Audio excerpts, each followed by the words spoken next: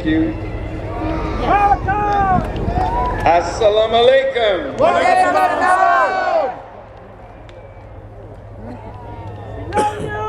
I hate being behind this glass. Love you! Love you! In the name of Allah, the Beneficent, the Merciful, we give Him praise and thanks for all of His prophets and the scriptures which they brought. We thank Him for Moses and the Israelite prophets that gave us the Torah, or the Old Testament. We thank Him for Jesus, who gave us the Injil, or the Gospel, and the apostles that gave us what is called the New Testament.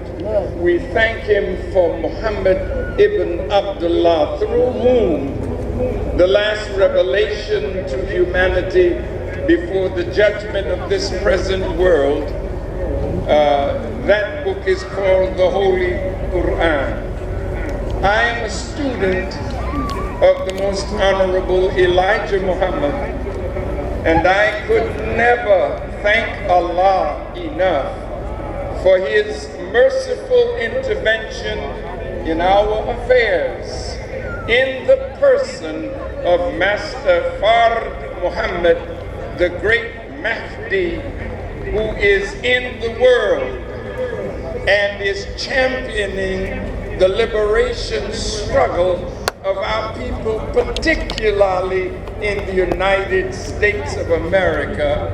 I greet all of you, my dear and wonderful brothers and sisters, with the greeting words of peace. We say it in the Arabic language, Assalamu alaikum. Wa alaikum salam.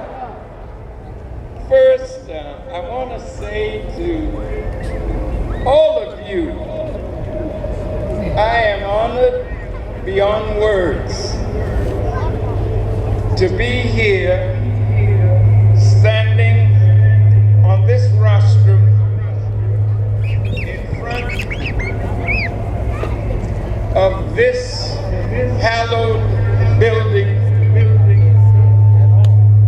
in front of I don't know how many, I'm not going to guess, but I thank Almighty God, Allah, for every single one of you that decided to answer the call to demand justice for elders. I watched the program in my hotel room, and I want to say how happy I am to be a part of such a great showing of unity of the Aboriginal people of our planet. I want our Native American family and Brother Night Wolf, my brother, I'm sorry that they cut you a little short, but I want you to know how favored you are as a Native American giant standing for his people. The native people who came in their native dress, this is not like going to a football game with the Redskins. They're not here as some mascot. They are here because they are the original owners of this part of the earth, and we honor them with the honor that they are justly due. That's right.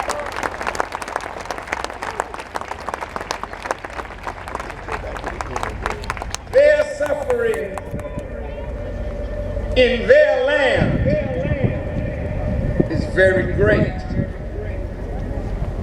So all of those who cry for justice, No cry is greater than those who have suffered the most. And those who have suffered the most are the indigenous people, not only of America, but of the Western Hemisphere, and those of us who were brought into America not as pilgrims, not as Puritans, not seeking another way of worship, but in the holds of ships to be made the burden bearers of the real citizens of America. It's hypocritical for us to say that we are citizens and we are still trying to get civil rights while at the same time we are denied the human right of self-determination. Yeah. I'm honored to be here in front of this great, great house that was built by black slaves. Yes, sir. So I don't think I'm encroaching on any American by standing on the ground that was paid for All right. with the sweat Yes, sir. and the blood Yes. of our ancestors. I'm honored to be here and am grateful to Congressman Danny Davis for having shepherded through both houses Yes. a joint resolution Yes. that allows us to be on the Capitol steps. Yes.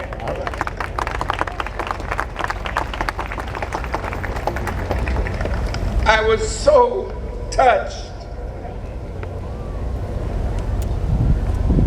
by our Native brothers and sisters and our Hispanic brothers and sisters, and some who are black may say, Farrakhan,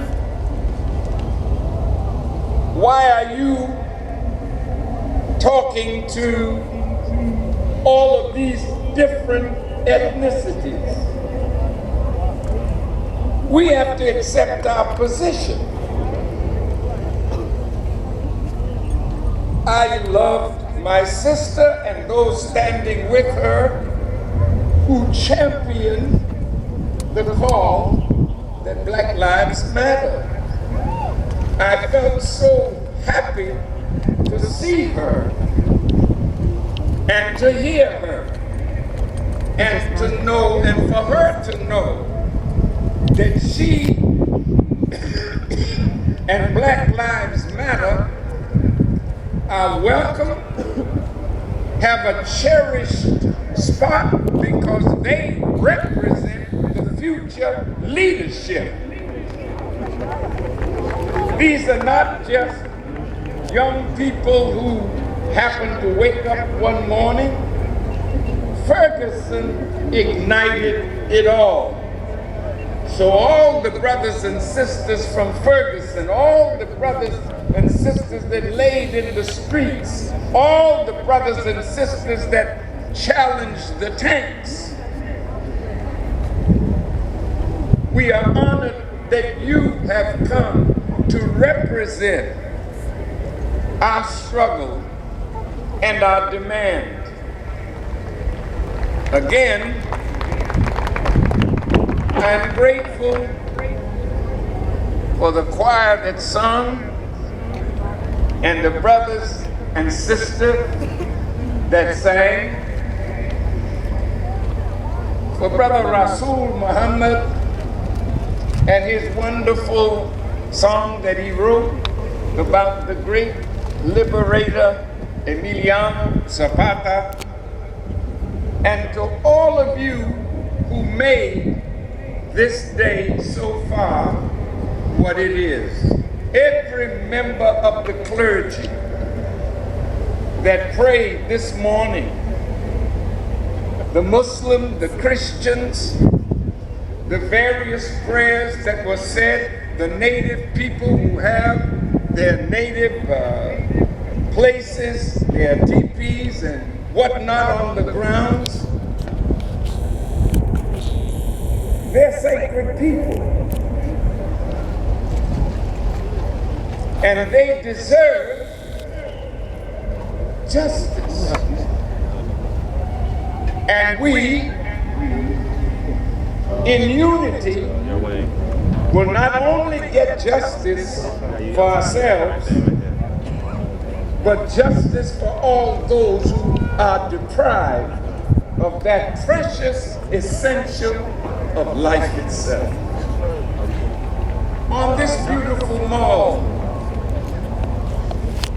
which was a slave center hundreds of years ago, right here, down this mall, there used to be slave pens.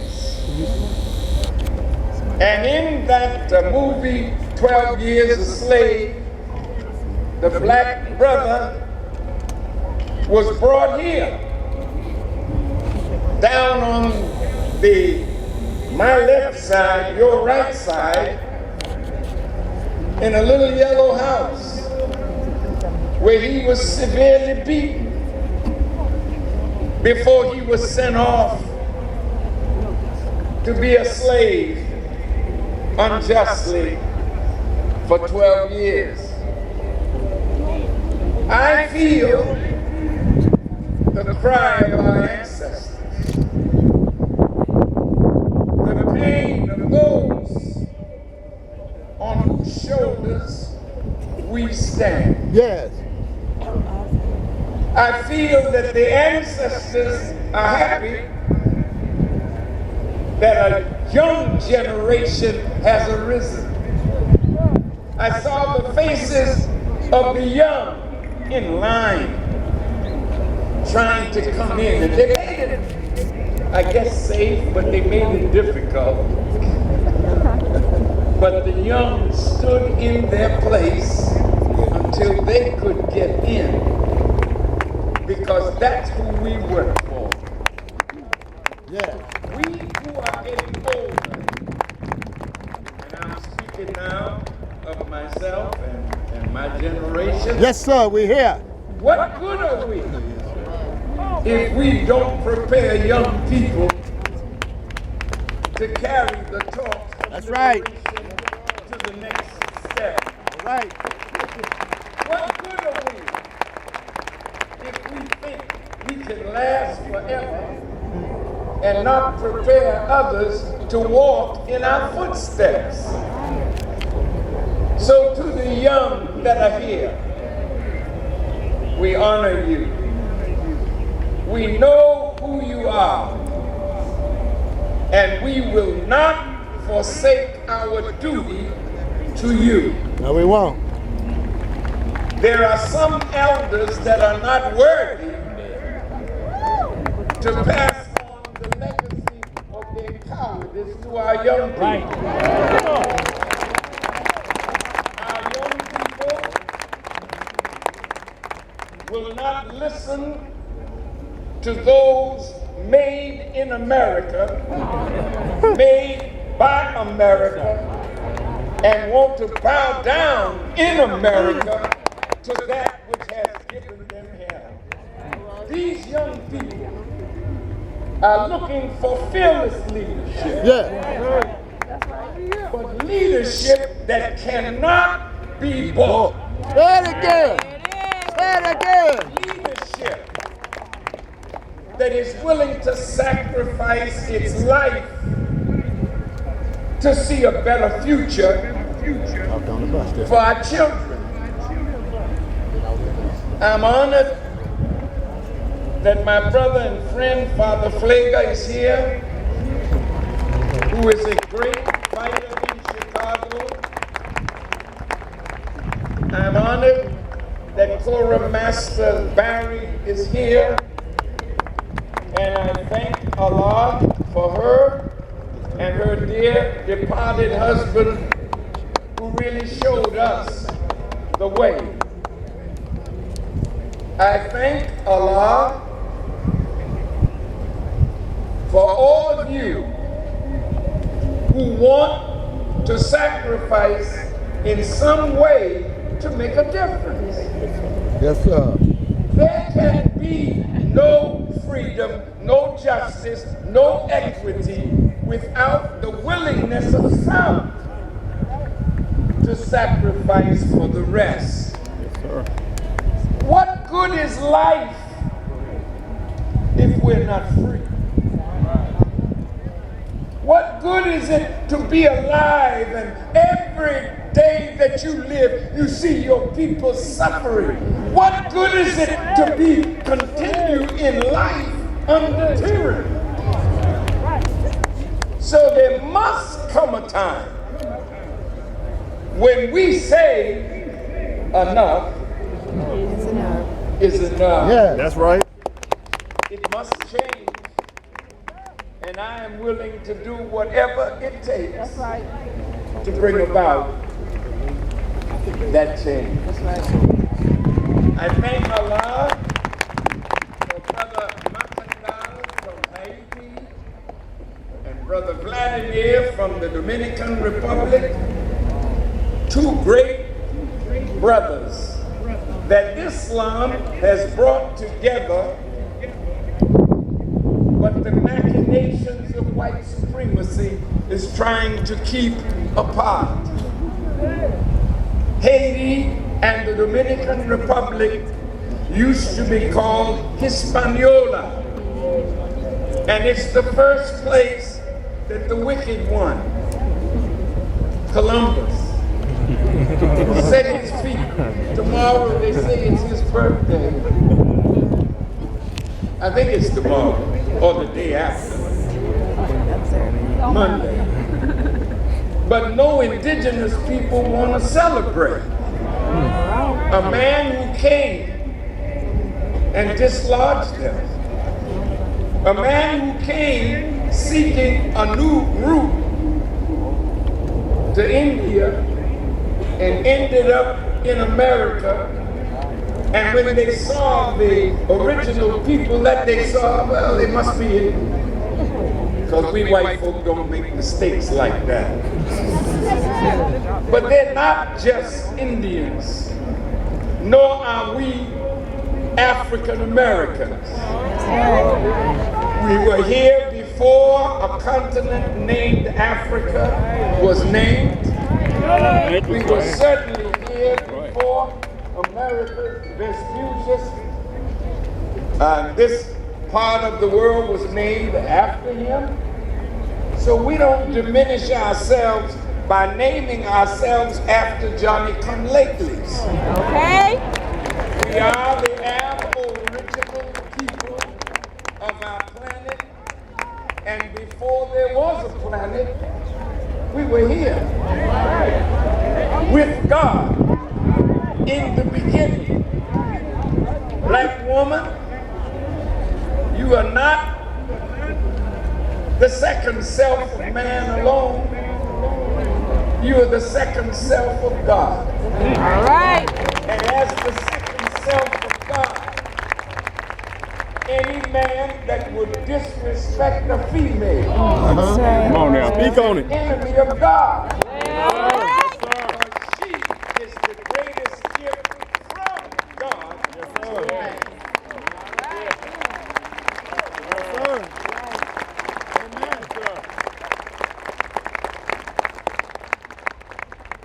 May I pause for a moment and say to women,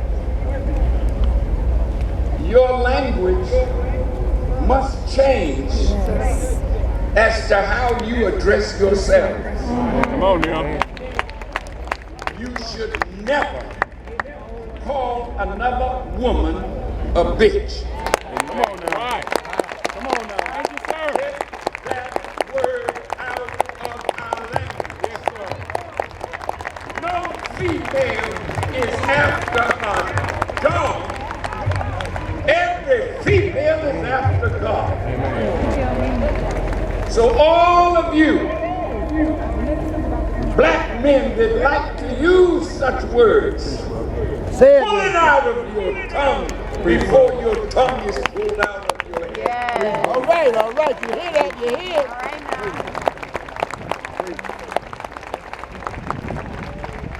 Every woman is from the Creator. Her womb is the workshop of God. Yeah. So when a man sees a woman, he should bow in honor to her. Yeah.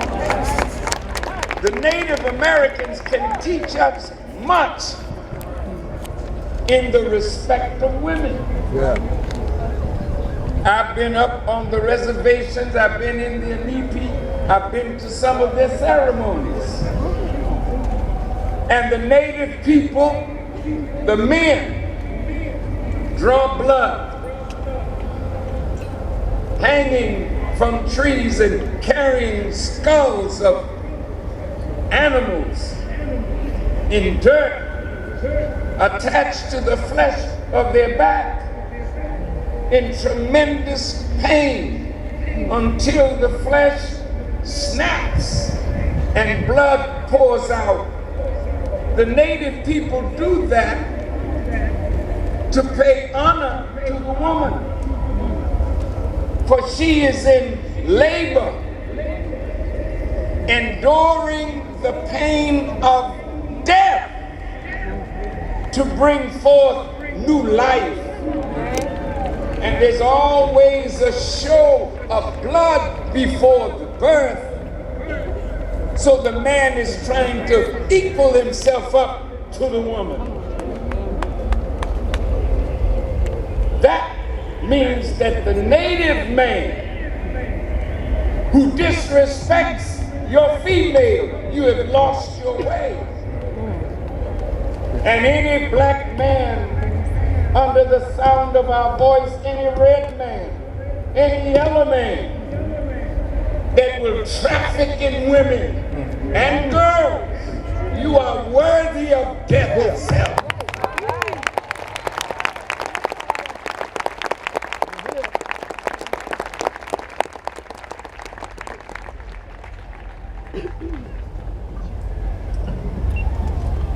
Now, through the womb of a woman,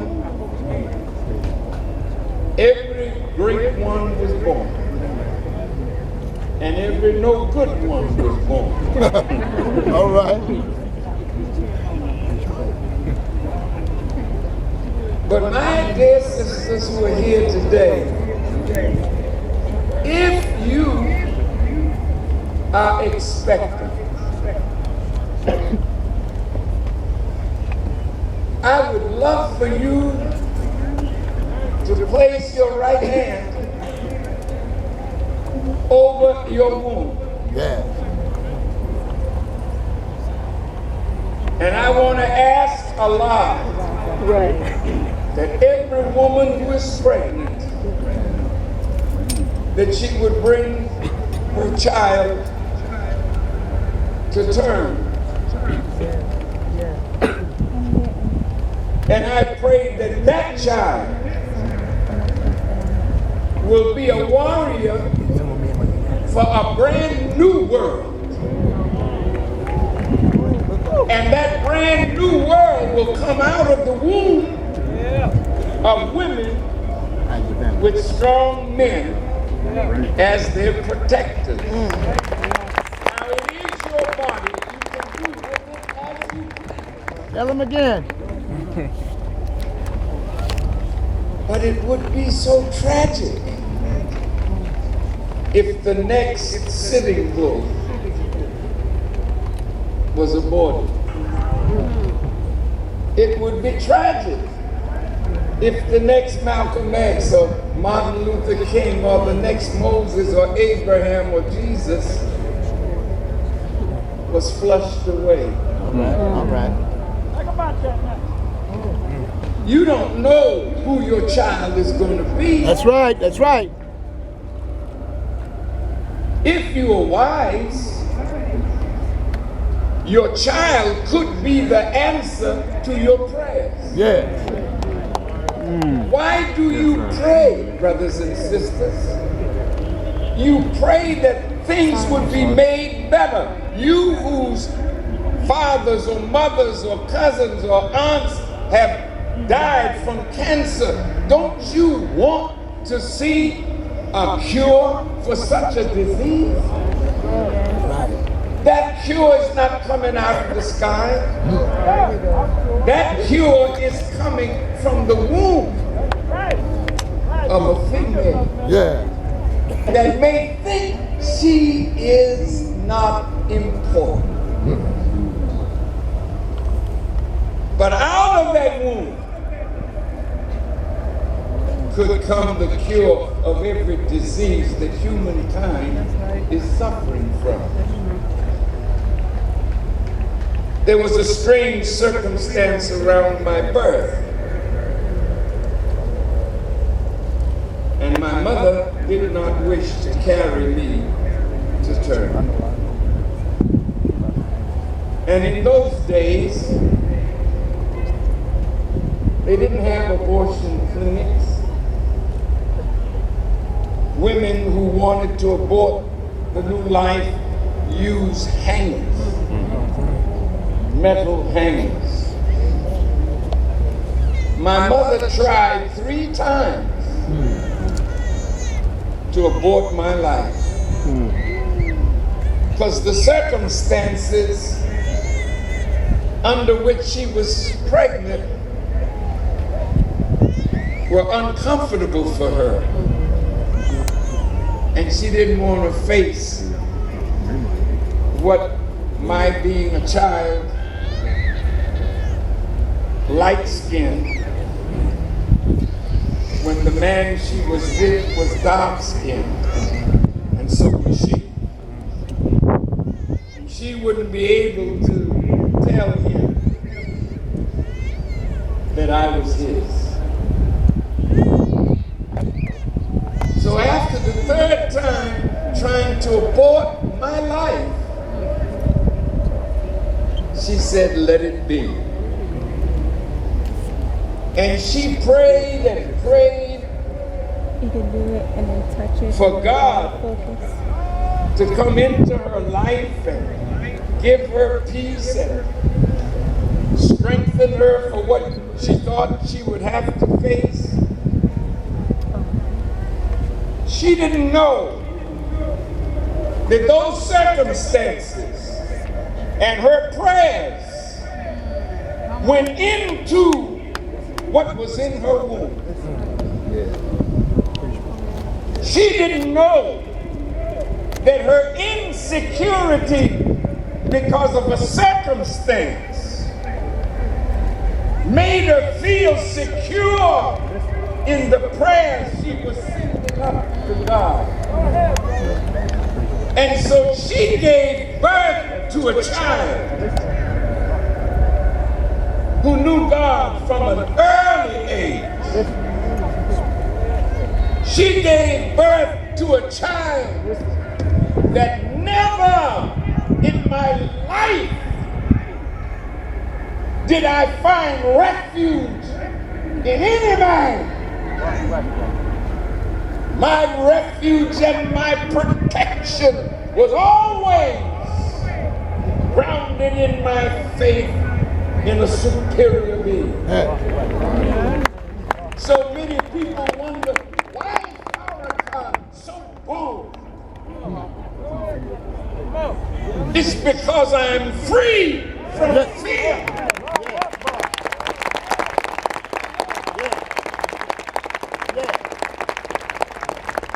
How could Farrakhan tell the FBI and the CIA and the IRS to go to hell?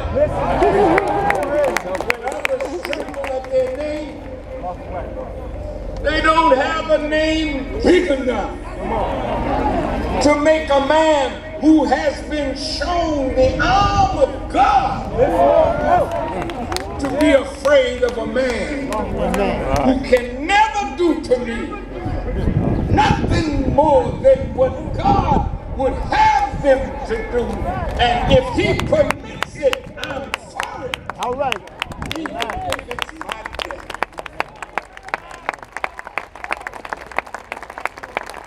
Our problem is there's too much fear among us. And fear is what takes a man and makes him a punk. I'll say it again. Say it again. Women are showing more strength. As Sister Ava said earlier, she's the natural protector of what her womb produces. And sisters, you should never love any man more Hey, say it again. than the love you have for what your womb produces if that man becomes a violator. Amen.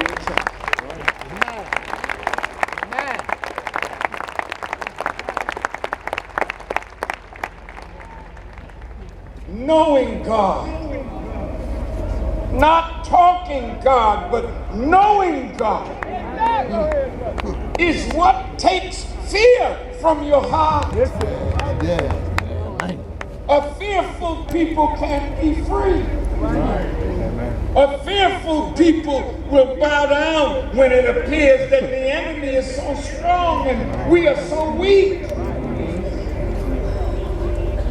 As I was preparing this morning to come, I was thinking about us who are preachers, who can quote the Psalms. The Lord is my strength and he is my salvation.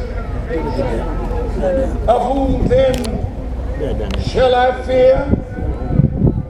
Of whom then shall I be made afraid? But then when the enemy comes and challenges his words, we find him weakening, running away, leaving the sheep to be eaten by the wolves. That's why Jesus said, I am the good shepherd. The good shepherd will lay down his life for the sheep. Any man in leadership that is not willing to give his life for the flock that supports him and feeds him and clothes him is not worthy of being a leader.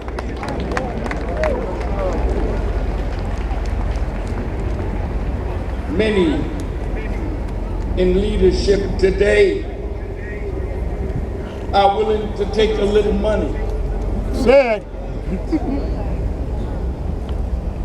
it. It grieves me to see how many of us will sell out the future of our people for a little money that allows us to get an upgrade in our automobile. All right. Or an upgrade in our suit. All right. Or shoes. And I ask myself the question, when will corruptible put on incorruptible? All right. Because all corruption is an enemy of the progress of man. All right. All corruption, all deviation from honesty and integrity. You say, well, Farrakhan, I mean, my God, what are you saying? I'm saying that if you love God with all your heart, soul, mind, and strength, and love your brother as yourself, nobody could give you enough money That's right. to make you betray yourself. That's right. That's right. That's right. When I first started rebuilding the Nation of Islam in Chicago, a man came to me and said, Farrakhan, everybody got a price. I wondered who he had met. That everybody that he knew had a price. I said, but this man don't have a friend. No way. Because a friend will never betray his friend. How many in this audience have been called by the government authorities and told to lie because they wanted a certain person, and if you lied, they would make it easier for you in your sentence?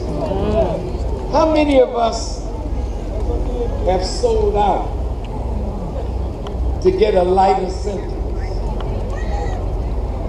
and made your brother who was innocent a victim of the justice system that is unjust by telling lies? I'm talking to you like this. I had some notes that I put down, but I haven't opened it. Because this is not a day, 10, 15. Hell no. If this is a day and we come out and go back to doing what we were doing before we got here, All right. then this is all vanity. That's right. This is vanity. But vanity is the work of someone who's wrapped up in himself. We have no time for vain expression. Those whom the world honors are those who live for others, and in their death they are never dead. There's always someone coming up to refer to their greatness because they lived for others and their living was not in vain. But why am I saying that at this point? We're facing another election. The Republicans have, I don't know how many, is it 17? Well, it was. And they are really Candidates that were vying for like the pretty girl who is well formed, showing her wares, so that some man with money will buy her. Who wants to be a whore? No, listen to me. Do you think people with money put their money behind you if they don't expect something from you? Hey. That's what makes this farce. Bad. $3.3 billion in the last few years has been paid by lobbyists to this house. But what are they lobbying for? Laws that may not be in the best interest of the people? Listen. How then can you look in the mirror at yourself when you are bought and paid for whore?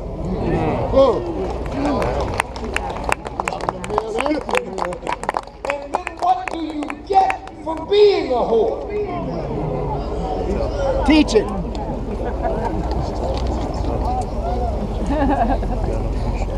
John Fitzgerald Kennedy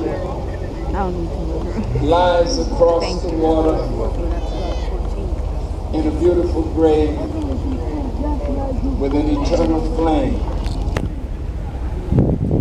And John Fitzgerald Kennedy had a beautiful home. He had boats. He had so much material wealth. But the end is the same. A spot in a little coffin and 6 feet of dirt. So the Bible says it right. Naked came I in the world, and naked go I out. So what are you lying and cheating and stealing for? To give something to your children who, if you lied and cheated and stole to get what you got, you couldn't teach them value. So all that you left is squandered by ignorant children. Don't you think it would be better to be like Dr. King? Or I'm very serious now. He didn't have a lot of money. No. He could have if he were a sellout. Yeah. Malcolm didn't have a lot of money. He could have. Great ones don't amass wealth to leave to children. Great ones amass wealth to leave to institutions that live after they're dead and gone. The grave is waiting for every one of us that are gathered here today. But why are you saying this, Farrakhan? Because this is not a moment, as my sister said. This is a movement. I'm going to say it again. This is not a moment.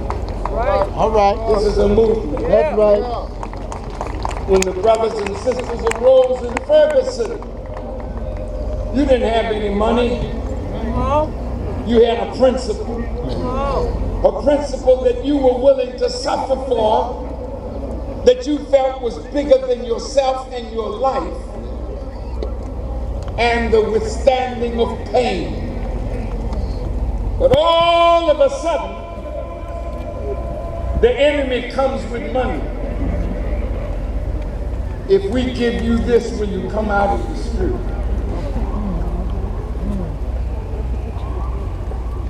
And some of us, we're all poor, but some of us see that as an opportunity. So the movement begins to die the moment those who lead the movement take money as a bribe to stop hurting a force that you're coming against. The demand for justice demands integrity. The demand for justice demands selflessness. The demand for justice is bigger than all our lives. So the demand for justice must give us the will to wish to sacrifice our life, because the many are greater than the one. Yes, sir.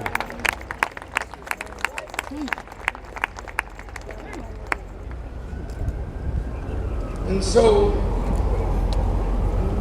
we're here today. I have some hard truths to say, and I want you to bear with me, because I want to show you why there's no government on this earth, not one, that can give the people what the people desire of freedom, of justice, and equity. Look around you, brothers and sisters. Look at the trees. Look at the flowers. Look at the bushes. All of it starts with a seed. A simple seed. Seeds come in colors, different colors and shapes and sizes. But a seed hides what God has put within it.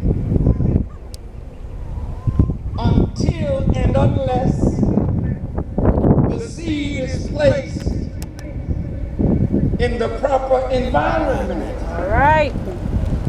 So all these lovely living things that are around us, all of them start from a seed, and that seed is planted in the earth.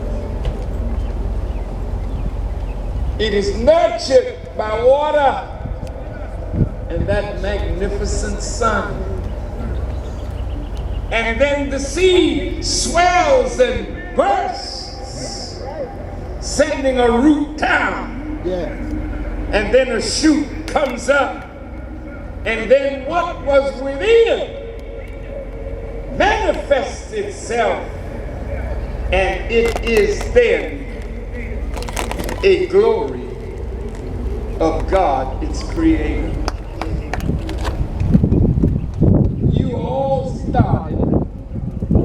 We all started from a sperm, a seed.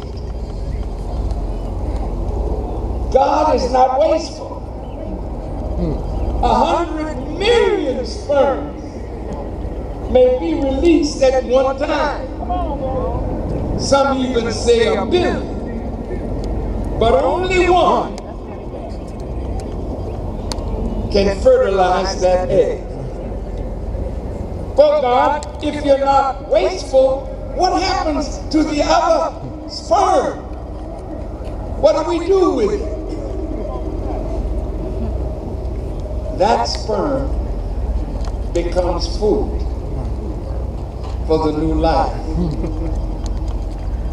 We have a farm, and every time we're sowing seeds to raise a crop of beans or corn or whatever vegetation we desire, the birds sense seeds are being sown.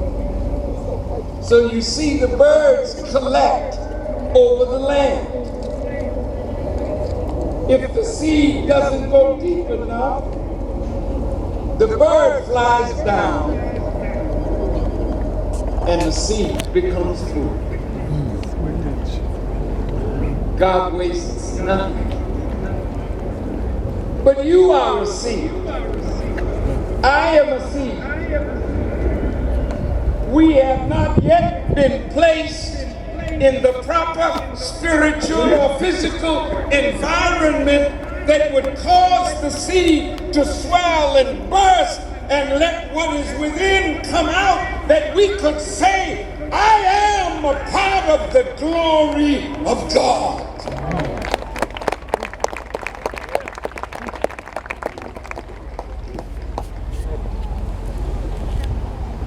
So Elijah Muhammad wanted the Muslim program to be brought before this house. Right. I don't know anybody in the house that I could trust to bring his program. So I came to bring it myself. As his student. I want you to think about what I'm about to say. This program has been appearing on the back page of Muhammad Speaks and the Final Call since 1961. The Muslim program. You say, well, I don't want to hear that. I ain't no Muslim. Okay. What are you? What are you? If I ask you to tell me your nationality. You'll point to some little spot on the earth that you think defines who you are. That's limited. I'm from Georgia. Good for you. I'm from Mississippi. I'm from Alabama, but I'm from New York. Right. But that does not define who you are. I'm from Jamaica, man. I'm from the Caribbean. Or I'm from Africa. I'm from Ghana, Guinea, Mali. That don't define you. You are defined by the nature in which you are created. And if your nature is the same as the nature of God, no land mass can define you. So the Quran says, set your face for religion, being upright, the nature made by Allah, in which He has created man, and there is no altering Allah's creation. A dog is a dog. That's right. Not because you call him a Spitz or a Terrier or a Great Dane. Those are names of different species of dogs. But the dog is defined by the nature of its creation. I don't care whether it's a Spitz or Terrier or what do you call it, a shepherd or pit bull.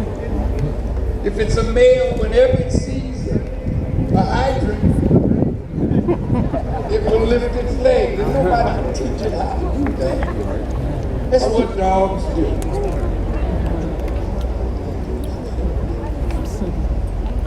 If you understand your nature, then you will understand the unlimited possibilities of the human being. God created no human being without depositing in that human being a gift that can be expressed to an excellent degree.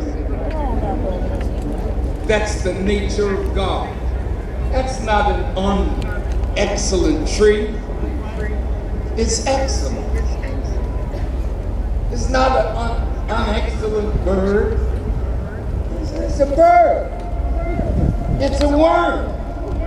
It's a flea. It's an ant. It's the sun. It's the moon. It's the stars. It's an excellent creation from an excellent creator. And you are an excellent creation from an excellent creator. But you have to know yourself and your relationship to God in order to extract what is within and bring it out to the glory of God. Now, a lot of black people that work in this house. Speak on it. Listen carefully to what I'm about to say. A lot of black people who have mastered their particular sport or their particular discipline, and they feel excellent.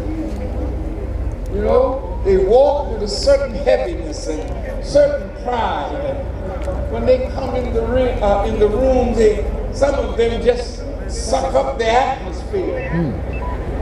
Look, there's so-and-so. There's so-and-so. As though so-and-so is greater than you. So-and-so. That's right.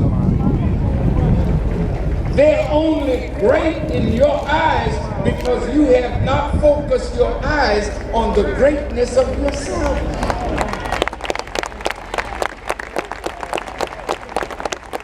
So, look, brothers and sisters,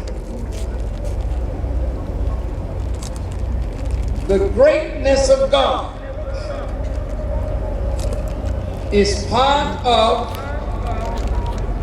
the thing that makes us so dissatisfied with government. You're yearning for something that the government can't give you.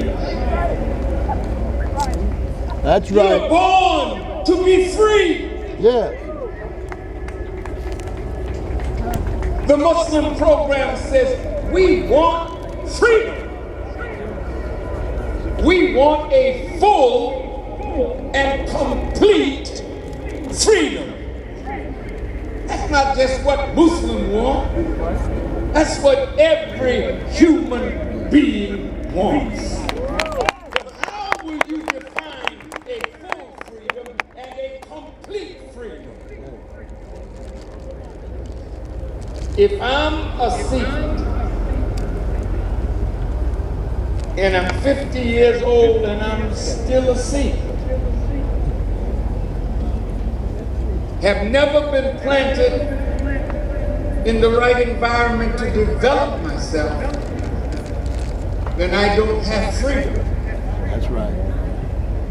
But when I'm free and fully developed, then I have attained a full and complete freedom. Yeah.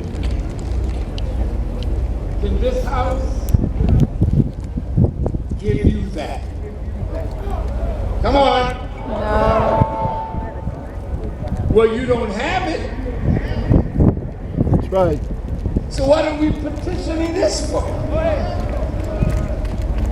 They can't give you what's not in their nature to give you. Yeah. We just making a demand because it's right to do it, but we know they can't do it. Well, wait a minute, Farrakhan, why can't they? Let me show you why. The other day, for the first time, I said, let me go out and visit all the monuments that are on this mall where we as a people will be standing. And I quietly, as quiet as I could, slipped into the Jefferson Memorial. And I stood there looking at a 19-foot statue of a great American.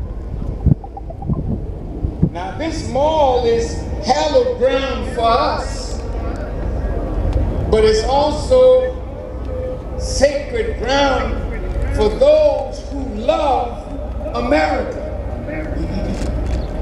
And Thomas Jefferson was one of the most brilliant of the founding fathers of this country. If you read his